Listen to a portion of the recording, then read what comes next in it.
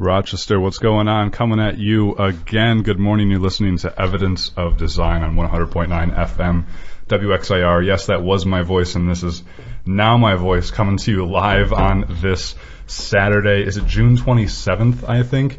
I actually think it's after that. Yeah, it's the 29th today. All right. So if it is June 29th, then you know that we're all in the right place at the right time.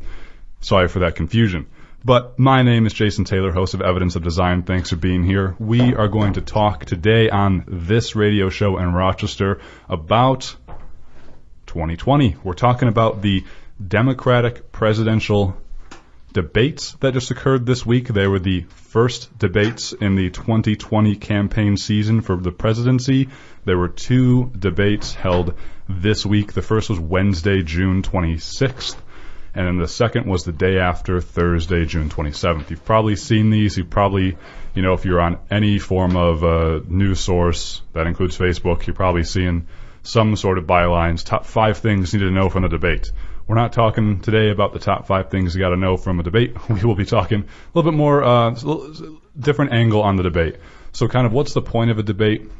What do we think of the pros and cons of the debate? What sort of issues were discussed? Where do the candidates agree on the issues? Where do they disagree? And what does the Democratic Party need to do to unseat Donald Trump in 2020? That's what we're talking about today, and we would most love your support. You can participate in so many ways. First and foremost, give us a ring, 585-219-8889. Again, that's 585-219-8889. We are here for you live in the studio, and we will get you on air.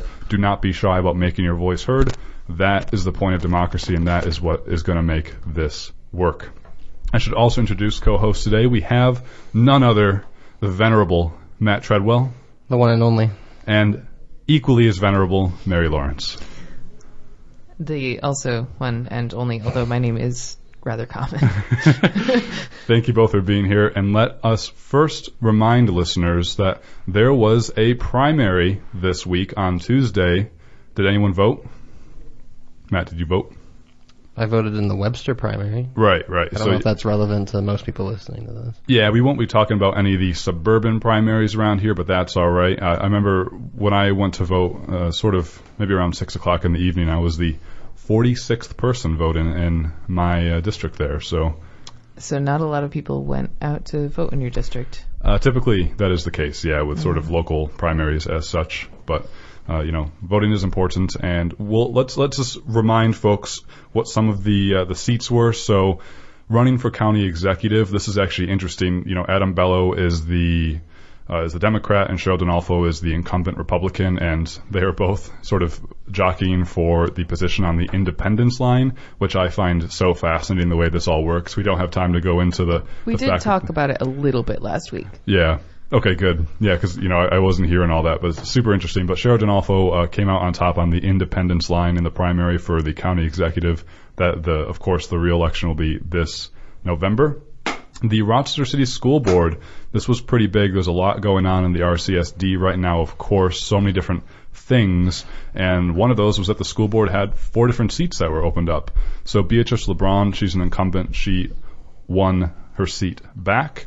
Amy Malloy, Willa Powell, also an incumbent. She's the longest-serving member of the school board, about 20 years. And Ricardo Adams, his wife, previously served on the school board, and he, too, now has a seat. So, He was actually on the Esquire Hour a couple weeks ago.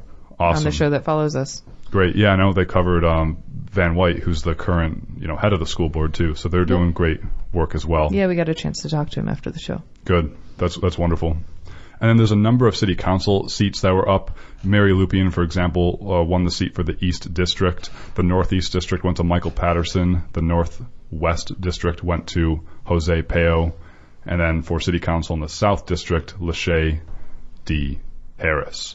So there's, just reading these out to let you folks know, some of those names might be familiar, some might not. But for those who voted, thank you for voting. I think that's really important. And life goes on with these politics, and it doesn't hide away just because there's not an election. So let's turn our attention now to other election news this week, and that is the Democratic primary that came on. Matt, did you see the primary? I did. Excellent. Mary, did you get a chance? Oh, You took the 2 hours to sit down and watch the folks talk? Yeah, in your company. Is that a long time, do you think? Did you find like it was a long time to sit and watch for 2 hours? Or Depending on what they were talking about, sometimes it is can be a little difficult. It sometimes, depending on the moment, with everyone trying to talk at the same time to respond, it does feel a little bit like being in a middle school classroom, except that people are staying in their seat, or standing, as the case may be. But, that aside, it is hard to, listen when everyone's trying to talk over each other. But other than that, there's a lot to cover, and so it definitely didn't seem like too long of a time. Mm-hmm. It's not a full 2 hours. Yeah. It's about a minute 45 or hour 45. Okay. What with commercial breaks and whatnot? Well, yeah, I guess so. Yeah. We watched it online. Right.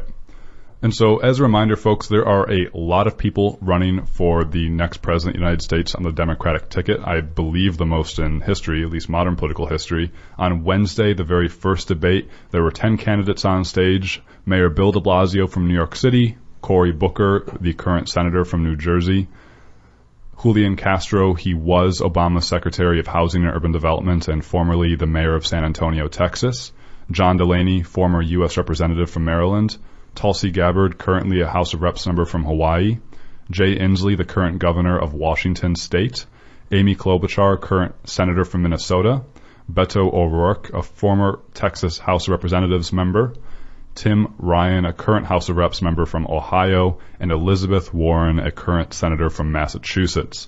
Those are the 10 candidates on the stage on Wednesday. Then on Thursday, 10 more candidates, folks. Michael Bennet, current senator from Colorado, Joe Biden, former vice president and former senator from Delaware, Pete Buttigieg, the current mayor of South Bend, Indiana, Kirsten Gillibrand, one of our own New York State senators, Kamala Harris, a senator from California and formerly the Attorney General for California, John Hickenlooper, the former governor from Colorado, Bernie Sanders, current Vermont senator, Eric Swalwell, California House of Reps member, Marianne Williamson, an author principally on spiritualism and wellness, Andrew Yang, a former tech executive, and there's still more candidates who didn't get the opportunity to make it on the stages at the debate. Steve Bullock, the governor of Montana, Wayne Messam, the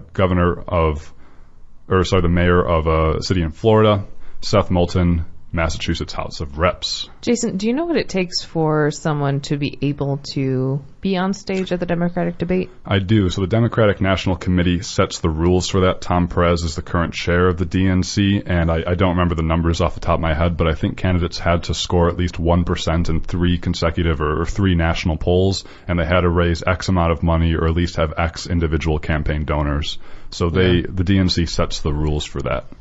I think it was $10,000.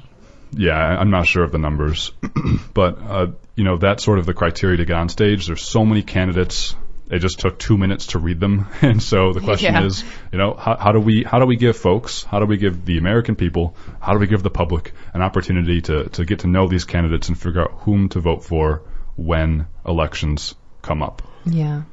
So these were the very first debates. And listeners, we want to hear from you throughout this hour. Did you see the debates? What did you think about them? What candidate stood out for you? What candidates did you not like so much? What issues really struck you? What policy provisions did you like?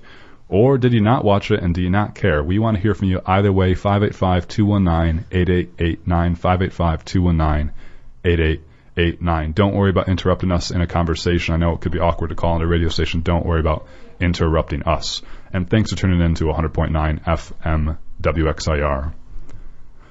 Let's jump into it, though, Matt and Mary. I want to first ask you both, there's a lot of ways to stay up to date on politics, whether you're getting news from somewhere or even sort of if you're not looking up anything at all. Mm-hmm. Both of you saw the debate. What did you personally get out of the debate format? What did you get out of seeing the debate? I think one of the nicest things about actually seeing people individually is, I guess you can see people talking on their own advertisements or on talk shows that are independent, just with one candidate at a time.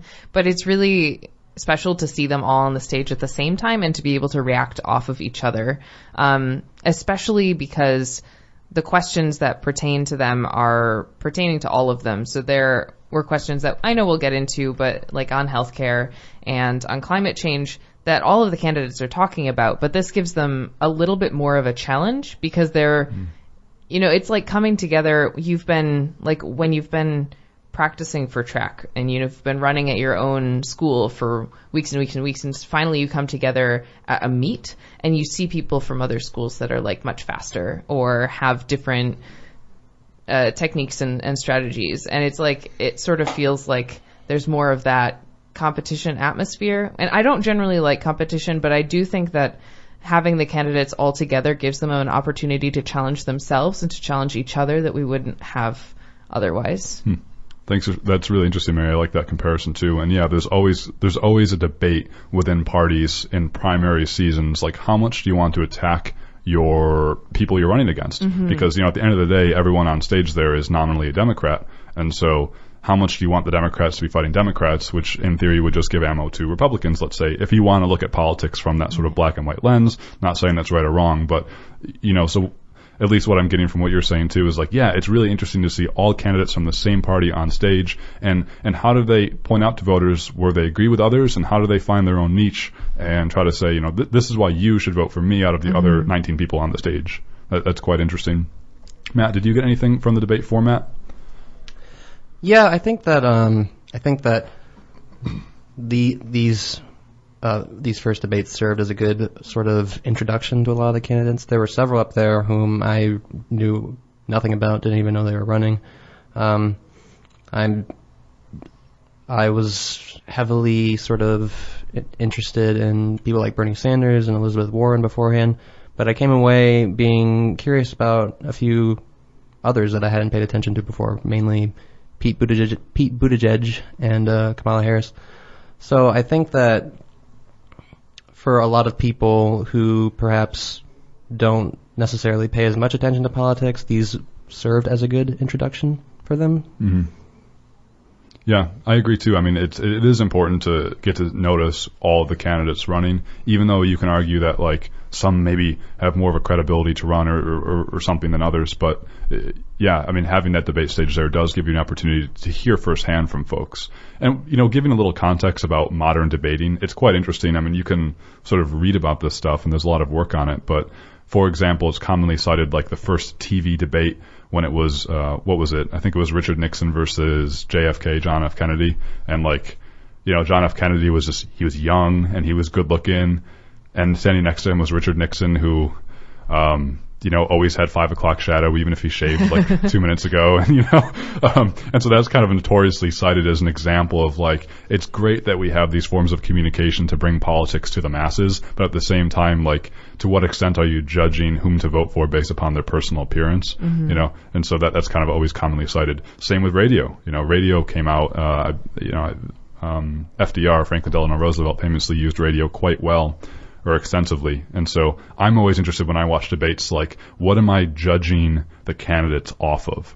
Because it's easy to be like, man, I don't like that dude's eyebrows or something, but it's easy to fall into that, I think. Yeah. I do think, though, it is, I guess there's like a hard to find line between what is, superficial looking at someone's appearance and what is you looking at their body language and seeing how they present themselves physically. Because, I mean, there's a lot you can tell in whether someone's presenting themselves arrogantly or confidently or isn't comfortable.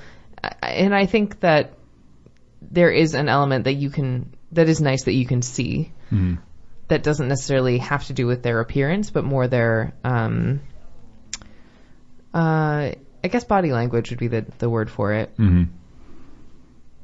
And Matt, feel free to interrupt me on this, but I know that we were talking about this, and I think that's a really interesting point. Like when you're watching a debate, I personally get very frustrated with the idea between a candidate talking about an actual policy provision or a candidate talking about sort of speaking to the heart.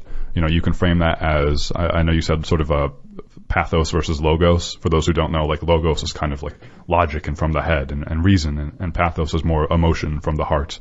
And so when I'm watching a debate, I often get sometimes frustrated when candidates kind of revert away from the logos and go towards the pathos and talk about things like American values or common sense proposals. Or anecdotes from their childhood. Yeah, anecdotes are huge. Yeah. I was going to pull a clip for this. It was from Saturday Night Live, and it was in the 2016 debates versus Clinton and Trump.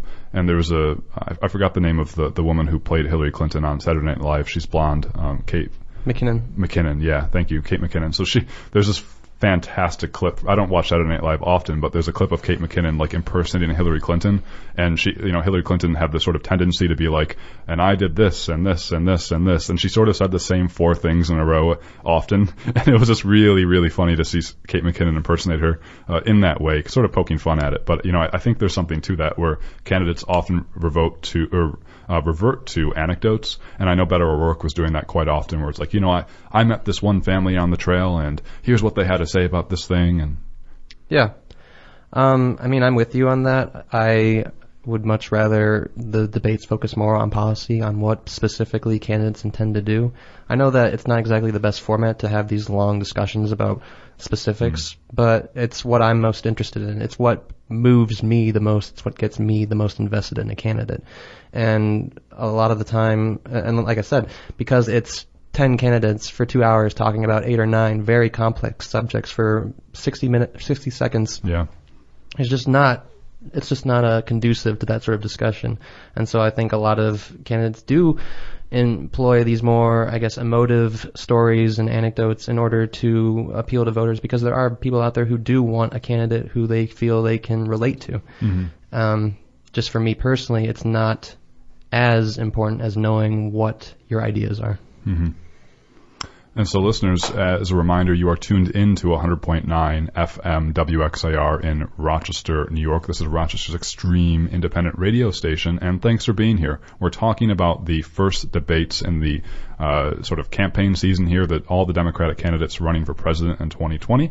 There were 2 debates this week, one on Wednesday and the other on Thursday. We're talking about the debate structure, and we want to hear from you throughout the hour at 585-219 8889, 585-219-8889. We want to hear from you. Anything about the debates. Did you watch them? Did you not watch them? What did you think about them? Give us a ring. Let's go into a little bit more about what was actually talked about in the debates. So, Matt, you just mentioned that, they're talking about complex issues. There's 8 or 9 issues, and there's not a lot of time to talk about it. So, to some extent, you get sort of a taste or a sampling from folks.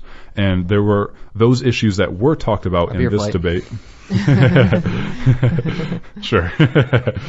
And so those issues that were talked about in this debate, there was healthcare, income and wealth inequality, immigration, trade, foreign policy, race relations, Roe versus Wade or abortion, climate change, and guns. Those are kind of like the main 9 issues that were talked about.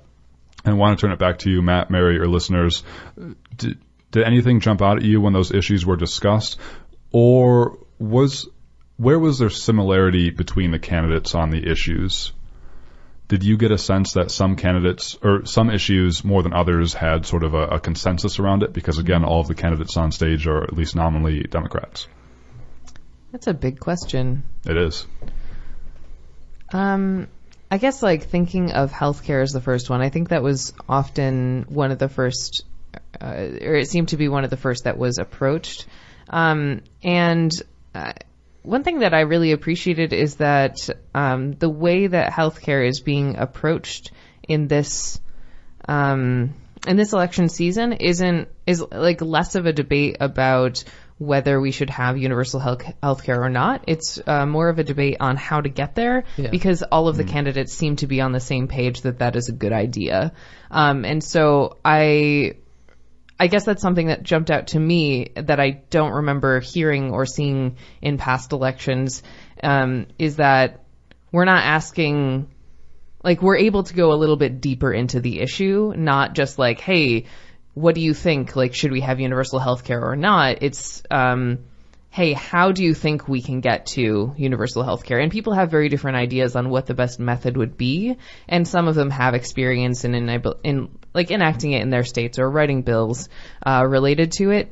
But it is really nice to see that it is an issue that is, not only present, but is going a little deeper. Thanks for that. And do we want to try to get someone on air here? Yep, looks like we have a caller. All right, let's give it a go. Yep, go ahead and press that button there. The one below it. Yep. All right, hey, hello, are you on the air?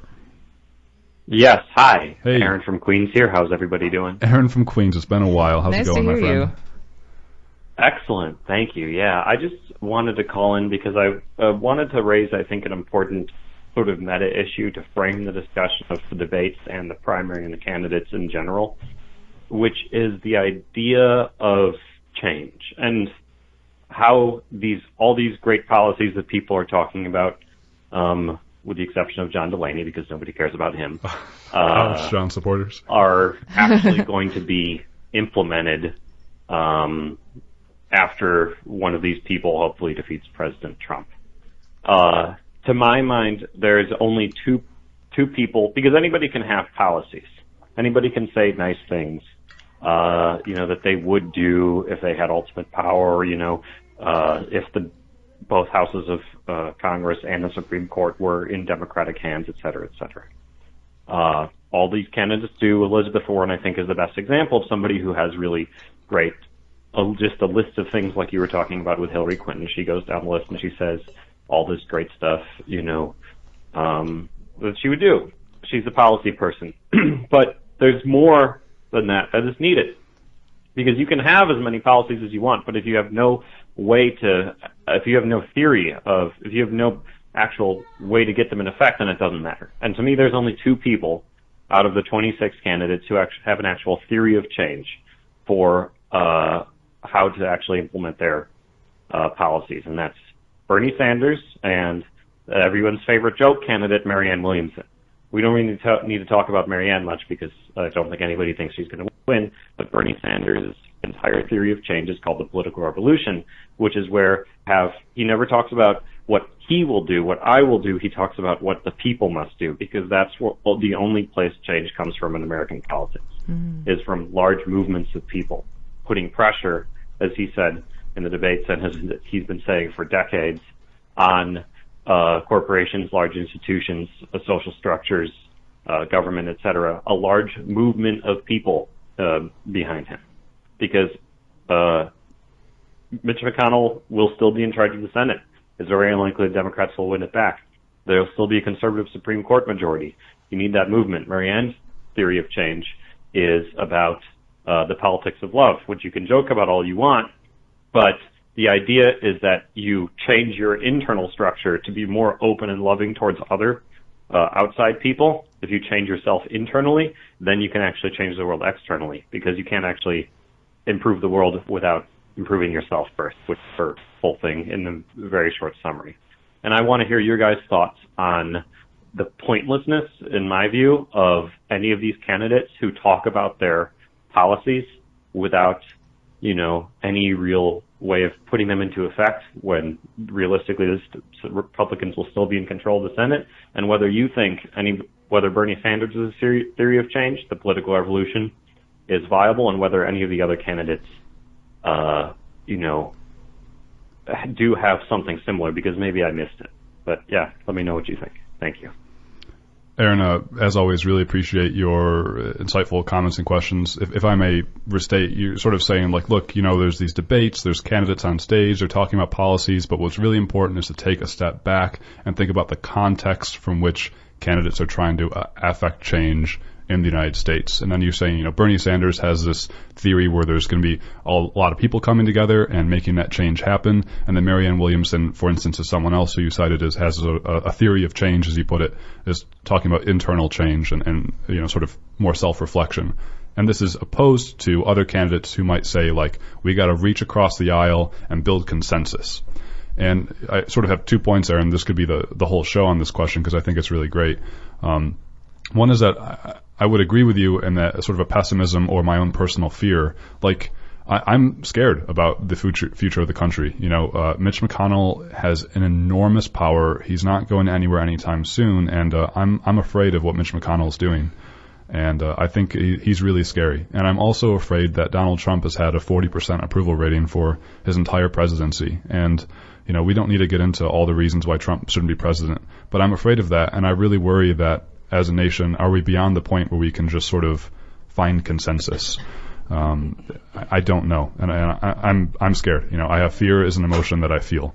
On a sort of more brighter side, though, I would agree with you. I respect Sanders' theory of change, and one example from the debate is that he was asked by one of the moderators, like, you know, all right, Mr. Sanders, how would you bring about universal health care or something? And his response was like, we will bring it about the same way all great and major changes in this country happened, like the civil rights movement. People will stand up and demand it and rally together and make it happen. And, you know, my first instinct was to think that that was a cop-out, but it really struck me as sincere, and this is what this man believes, and this is how change is going to come about, is because if people actually want something to happen and they believe in it, just like you're saying, Mary, we're no longer are the Democratic candidates wondering, like, should we have Medicare, you know, should we have health care for all? It's like, no, everyone should have health care. How do we do it? And so that's kind of an example of the needle moving to get everyone together to make that change happen. And so I at least respect Sanders' theory of change, in that everyone has to come together and make this happen and give power to the people to do it, not have people behind closed doors do consensus building with Mitch McConnell, because guess what? McConnell cares about power and power alone, and he will not negotiate for the good of the American people, however you want to define that, because we are too far gone from that point. Do you want to jump in, Matt or Mary, on Aaron's point? Sure. I mean, I think it reminded me of a specific moment from last night.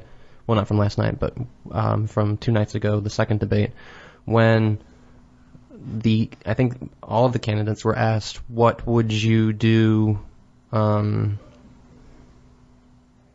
they were talking about gun control, and Kamala Harris specifically was asked what she would do, and she made the point that there was some disagreement on stage between, I think, Bernie Sanders' plan and Eric Swalwell's plan. And Kamala Harris said that there are a lot of good points being made by plenty of candidates, and they've been being made for years now, but nothing has been really put in place on like a federal level. We don't have universal background checks as a standard, which we need, for example. And she basically said, I will give Congress, if I'm elected, I will give Congress 100 days to come up with a plan, and if they don't do it in that amount of time, I'm going to issue an executive order, which is fine, but as we saw with the Obama administration, executive orders are very easy to overturn if another president is elected who doesn't agree with them, which is what Trump has done to eliminate a lot of changes that President Obama made in the last year or so of his office. It's also what all of these candidates are planning to do immediately. Right. So it's not really it's not safe or effective policy long term.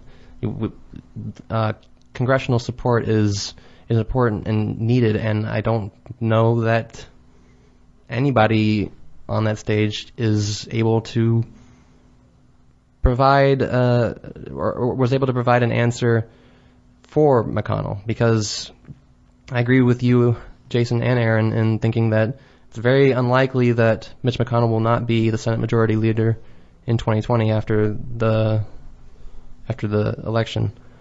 And I did like Bernie Sanders' answer, but I'm just wondering, if he'll be able to muster that. Say he is elected, say he wins both the nomination and the presidency, are people who supported him just going to now expect him to shoulder the burden, or is he going to be able to marshal continued support in his campaign to bring us things like healthcare, like effective policy on climate change? I don't know. That's a really strong point. Yeah, it goes back to ourselves. Like, what role do we all have to play in this? I appreciate you bringing that up, Matt, because I don't know, what the answer is, because it quickly gets into what's expected of me. I got to work 40 hours a week and take care of my family, and I'm already stressed out as it is. And how can I care about a national healthcare movement or whatever? But that's that's where it's at, though. That's the point of politics and how mass movements come about, is by people like you and I, whoever's listening to this, by people actually affecting change. And you first do that by getting informed, and then the second part and the most important part is to turn that information into action.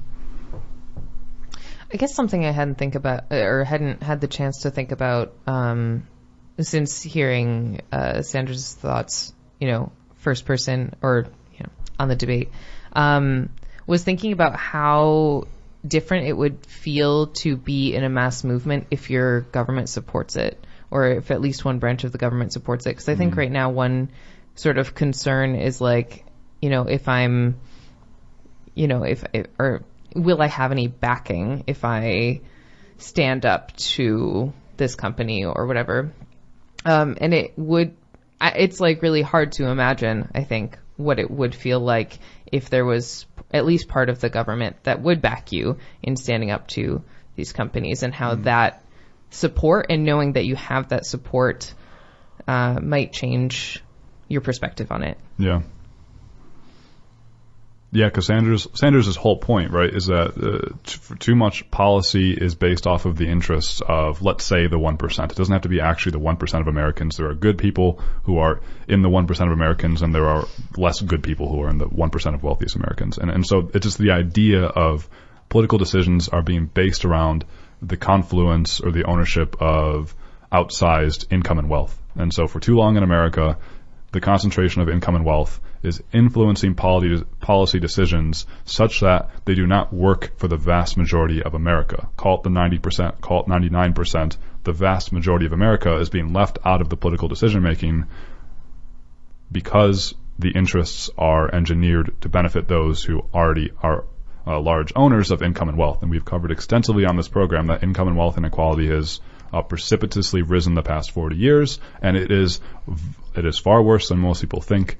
And I don't have to go through the statistics again, but I can if I need to. But so the point is that Sanders is saying, not only do you need to have sort of policies that change that, but you have to have people actually involved in that decision making, because otherwise it's always something done to someone, not something done with someone. And you have to have that with as opposed to to or for, because that doesn't work. And there's a great metaphor for education in that, where you have to have education with, not education to or for.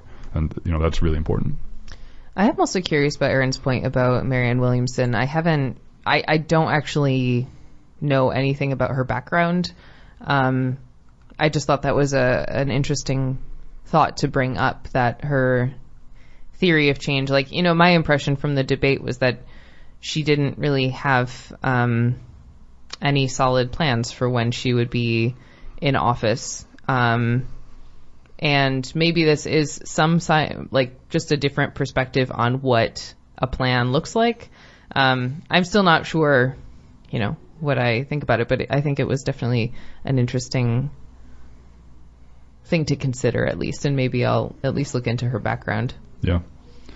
Listeners, you are, of course, welcome to weigh in on this conversation as well, just like Aaron from Queens. Give us a call, 585-219-8889. Again, that's 585-219-8889. You're tuned into 100.9 FM WXIR in Rochester, New York. We're talking about the debates that just happened this week about the Democratic candidates running for president. There are a lot of them, and you have plenty of choice. Choice is good, right?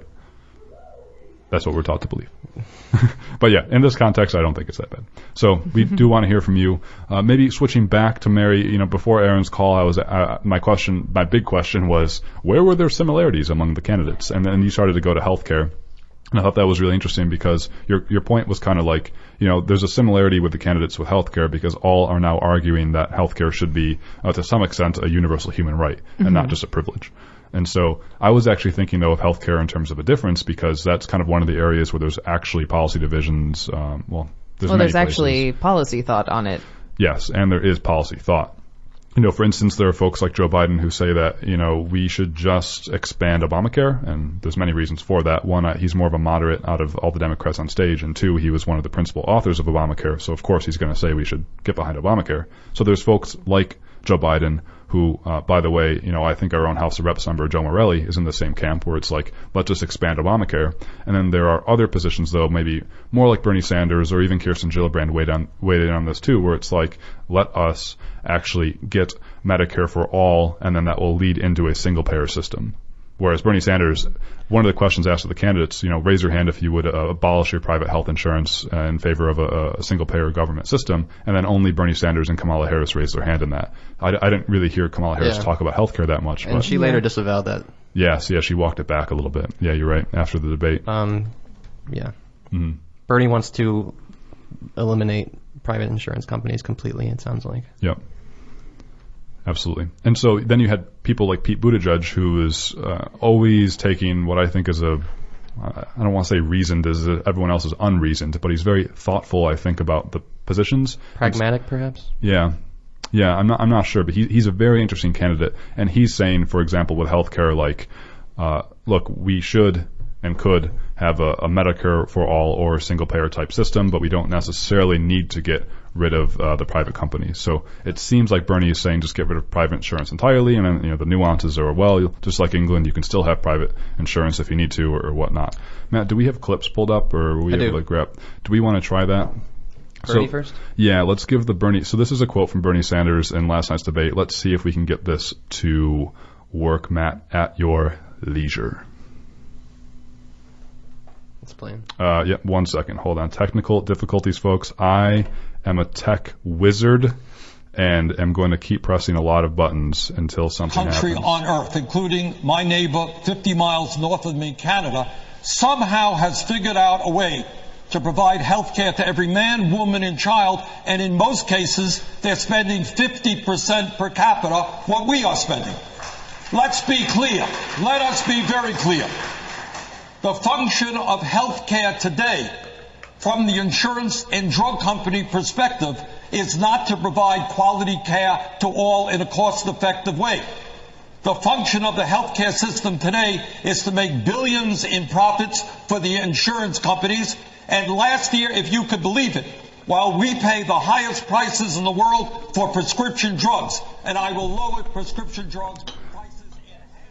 And so that was Bernie Sanders, again, the senator from Vermont, talking about his sort of positions on healthcare. And he's saying, look, the problem with healthcare principally is that, like I said earlier, the decisions are being made to support the profits of the private companies, like insurance. The theory of change, to borrow Aaron's term, the theory of change is not to benefit people, it's to make profit. And yeah, Mary, sorry, this actually, I know that you and I in the fall went to a presentation that was put on by the Democratic Socialists chapter in Rochester that talked about Medicare for All. And previous to that, I hadn't known really a lot of what it meant. And one thing that stood out to me from that presentation several months ago was the idea that we want not a health system, but health care. And they talked specifically about that idea of like the word care and what that means, because currently the health system doesn't provide care for everyone. It doesn't really care, if you will. What it provides is, medication if you need it, space in the hospital if you need it, and and if you can afford it. And so there's like the idea of care is actually lacking. And I think that's something that out of this debate is something that some of the candidates sort of touch on. Mm-hmm. Yeah, there's a great quote, I think, from Pete Buttigieg, who I think rather eloquently said that we cannot rely on the tender mercies of the corporate system to, in effect, provide us health care. And I think all the folks on stage just sort of have that position. Like, we got to have something beyond the corporate system because it's not really working for folks. And so should we now turn our attention to immigration, I believe, because there was quite a bit of there's a lot of context around immigration, right? So the immigration in the country right now is one of the hottest debates, thanks, of course, to President Trump. And there's so much to immigration. For example, to talk about immigration encompasses DACA, asylum seekers, ICE, the detention centers, the candidates called, essentially it was kidnapping children, state-sponsored crime to rip children from their families. And then, we've had 7 children since the Trump presidency die in U.S. custody in these detention centers on the U.S.-Mexico border. There's the moral fabric of immigration, like, getting the pathos into it, and what does this mean for us as a country, and the Statue of Liberty, and give us your poor, you're tired, you're worried masses, or something to that effect. What should a path to citizenship look like? Exactly. Yeah, the for-profit prison discussion, the civil versus criminal offense to cross the border, having in effect, a Latin American Marshall Plan, providing health care for all immigrants, which all of the candidates on stage raised their hands for, that immigrants should have health care. A couple of them a little, with a little pause hesitantly before the others, but kind of looked around shifty-eyed first to be like, oh, how screwed am I if I'm going to raise my hand? Or yeah, no. So there's so much to immigration. And Matt or Mary, did anything jump out to you about the sort of immigration debate or the immigration context? Is there anything that stuck out to you? Julian Castro's had a very memorable moment for me during the first night of the debate, where he talked about this thing called, I think, Section 13 from some bill. 1325. 1325. Yep. Immigration law. Yep. Yeah. And what that is essentially the legal underpinning that the Trump administration uses in order to separate families at the border. Mm-hmm. And he called for, on the stage, a promise, because he had previously made this promise himself, I believe. But he asked all the candidates on stage to make a promise with him, a pledge, to, if they were elected, to eliminate this this bill entirely in order to make sure that it can never be used again, in order to justify these sorts of atrocities, essentially. Mm-hmm. And that was perhaps single-handedly the most memorable thing for me that happened on the first night of the debate. It was very powerful to witness, I think. And what? Yeah, go for it, Mary. I was just going to say, in the second night, I appreciated that the moderators asked a very direct question to a few of the candidates, which was, if there was a person in this country who is undocumented and that is their only offense, should that person be deported? And I really just appreciated the directness, and seeing how those candidates either answered or struggled to answer that question did show a lot about at least what their past position may have been and what they might be struggling with now. Mm-hmm. I agree with you, Matt, on this point about Section 1325. I think Julian Castro really made this sort of a national thing. I hadn't even heard about it until he brought it up. Like, whoa, 1325. I've never heard of that before. Mm-hmm. I don't study immigration, and it's kind of all new to me. But the idea, from what limited research I did, I could be wrong on some of this, so I do apologize. But the U.S. has had a history of wanting immigrants and not wanting immigrants, and for the most part, I think we've been a lot less generous in our history than we think we have been when it comes to immigration. There was, of course, various nationality acts, the Chinese Exclusion Act. Quotas. Quotas, absolutely. I mean, you can see pictures from Ellis Island in New York City and the island I forget off the coast in, I think, California on the West Coast. Angel Island, thank you. The history of our immigration system is very interesting, and we used to have sort of intelligence tests when immigrants arrived on the border, and we would turn them away if they didn't answer things that were very white and ethnocentric, And so it's very complex, but the idea is that in the 1920s or 30s, I believe, there was a lot of immigrants coming to the country, and of course the more white nationalist or the conservative side of politics, they were like, we don't want this to happen, and so they eventually ended up passing or getting into law what's known as Section 1325, which basically says it is a criminal offense to enter into the United States, to have unauthorized entry into the United States. And so that has been on the rule books for 100 years in the U.S., where it is illegal to enter into the United States. It is a criminal offense. But the government never really, really went behind that with full force. Never enforced it. Yeah, it was enforceable, and that's why people could be deported, and tried. But the big difference now, so the point now is that Donald Trump has since made it a mandate to try people under the full force of criminal law who are in the country illegally. And so he's really getting behind that criminal point, and this is how you get all of the policies that we have now, like the wait in Mexico policy, where asylum seekers will come to the U.S. and then be returned back to Mexico. It's how you get to the child separation policy, the detention center policies. All these policies His theoretical underpinnings are based off of the criminalization of immigration. And so Julian Castro is saying if we make that a civil as opposed to a criminal issue, then we could destroy the entire fabric of the issues that we're having, while of course trying to fix the underpinnings of immigration, like some candidates called it a Latin American Marshall Plan, to invest in Latin America, reduce the violence, the drugs, the gangs, right, and make it safer so people can actually live good lives in places that they're from. And that's kind of the whole, well, not the whole debate. I do not want to sum it up that way. It's very complicated. But I still don't understand how people can hear about the sorts of things that are going on the border and not recognize that people are still trying to come here, and realize that what that means is that as bad as we are being, as awful as we are being to our Latin American neighbors who try to enter this country illegally, in air quotes, illegally, the places that they're fleeing are often even less safe. mm-hmm. And that is,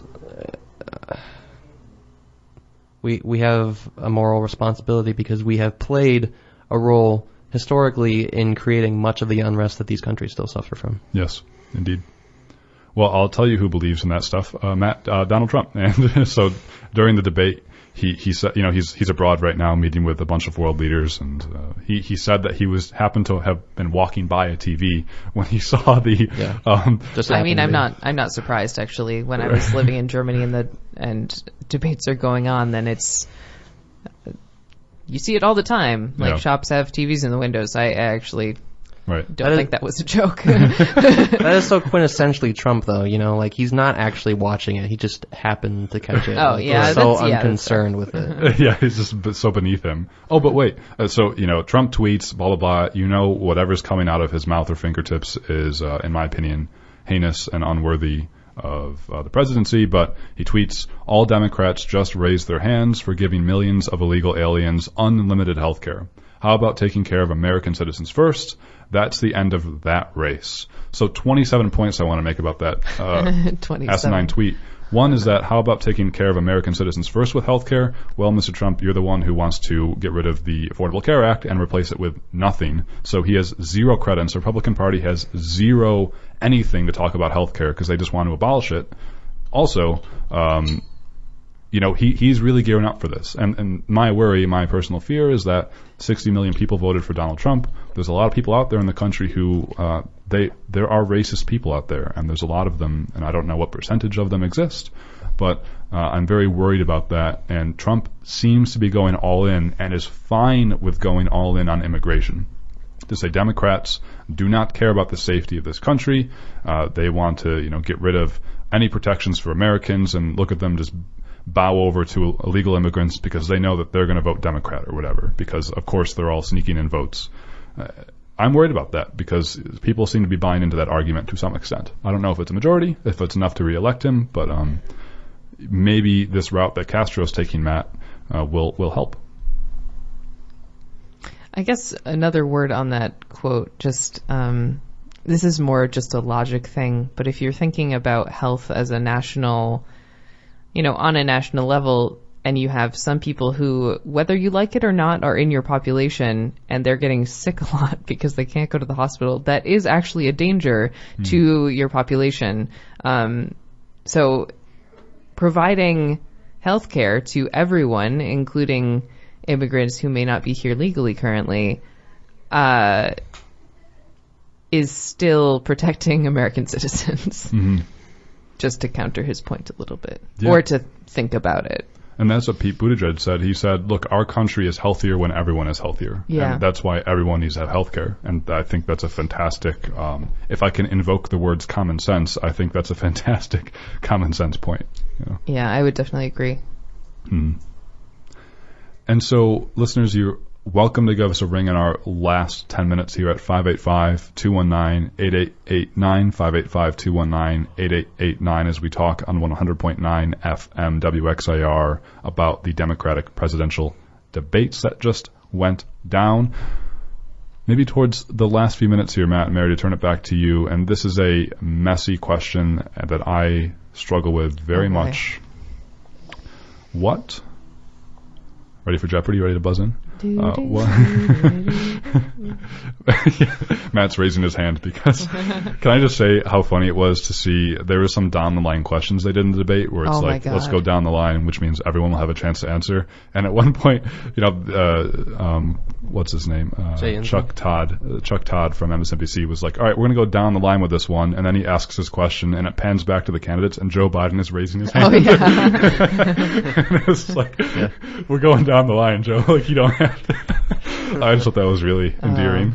Just also that every single time they were like, please guys, just 2 or 3 words. And every single time it was like, I'm just going to give you an essay. Right. Like, guys, that is come on. tough, though, you know. Yeah, no, 2 or 3 words is hard, but I think like in saying 2 or 3 words, you know, a sentence is fine. Mm-hmm. And so, Matt, turning over to you because you're raising your hand. No.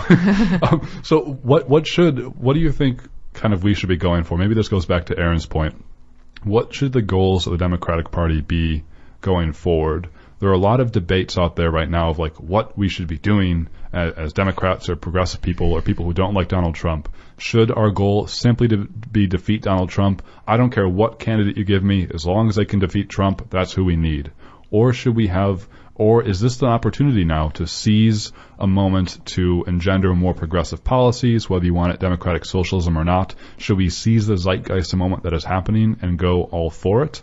Or should we go towards the working class of Americans? And should the Democratic Party focus more on the forgotten working class whom the Democratic Party has abandoned for the last, couple decades, so-called? Or should we try to collect more into an idealism and American values and try to re-articulate an Americanism that Donald Trump is destroying? So there's kind of those 4 different narratives out there, and others do exist. What do you think we should be doing, Matt? I do not know what beats Donald Trump. The man is a political anomaly. It doesn't make sense. He shouldn't have won in 2016, but he did, for various reasons. And we've talked both on this show and as a nation about those reasons for 3.5 years now. But personally, the single most important thing I think that we can be doing right now is talking about how to combat the climate crisis, because the planet is dying. That's not the society that we live in right now is untenable for the survival of our species and several other both plant and animal species. And if we want a future at all, we're going to have to do something about the structures that we support this society on. We have to develop cleaner energy sources and divest ourselves of things like personal transportation, probably. And if we, like I said, if we don't do that, there's nothing. And that, to me, is what makes it the single most important thing. It's probably not, the most attractive thing to talk about. It's probably not what a lot of people want to be talking about. A lot of people care about healthcare. A lot of people care about their own personal needs in terms of like whether or not they'll be able to afford a house or just a place to stay. And that's all important. That all needs to be talked about. And I feel that. And I recognize that I'm somebody who's a bit more privileged in that I don't have to worry about those things. But my biggest concern right now is the future of the environment. Mary? I am just going to answer, I guess, relatively briefly, but I do think that it is dangerous territory if we only are concerned with beating Donald Trump. I don't necessarily believe that any of the candidates would be like the worst. But I do think that only focusing on the race and not focusing on what would happen afterwards is not a smart thing to do. I agree with that. And maybe that's getting to Aaron's point again, is sort of the notion of a theory of change, where we as a nation need to somehow come to terms with something that's beyond ourselves, something that's beyond just our own individual positions. Maybe that's where you're going to, Matt, where it's like we have to think about the bigger picture here, whether that is actual climactic devastation, annihilation. And I know you guys talked about, or you folks talked about that last week. Yeah, a little bit. Sort of a slow decline, and I think that's a very strong point. And so, listeners, this is not the last time we're going to be talking about this. Because guess what? There are more debates coming down the pipe. The next debates A month away. are, only a month away. So July 30th and July 31st. I think all of the same candidates will be on stage, if not more. I don't know what the DNC, what their requirements are to be on stage there, but a month away, July 30th and July 31st are the second Democratic primary debates, and the third scheduled ones will be in September 12th and September 13th. So, of course, American elections are very long. They don't end, unlike in other countries where it's like, all right, presidential election, and then 3 weeks later you vote. It's like announced and then you vote. We kind of have 2 years long. So if you tire of politics, we will, of course, be covering other things. But I do hope that, politics isn't something that you shy away from, because fundamentally the point of politics is for all of us to get together and decide how we ought to live in this world with each other. And every single person has a stake in that. And I hope that you're not so disaffected or feel so disempowered by the system that you turn away or get angry at politics, because look, we have to be in this together, and we have to get involved. Otherwise, those in power will make decisions for us, and we probably won't like them so much. So thanks for tuning in this week to 100.9 FM WXIR on Evidence of Design. Really appreciate everyone for being here and taking the time to listen. These are important times indeed. I was your host, Jason Taylor, joined by the venerable co-hosts, Matt Treadwell. Goodbye. And Mary Laurence. See you later. That's French for Mary Lawrence. And so be well, be safe. Hold on. Up next is the Esquire Hour. Stay tuned for them, because they put on a pretty killer show. As I was saying, be well, be safe, best exit of a show ever, and bye-bye.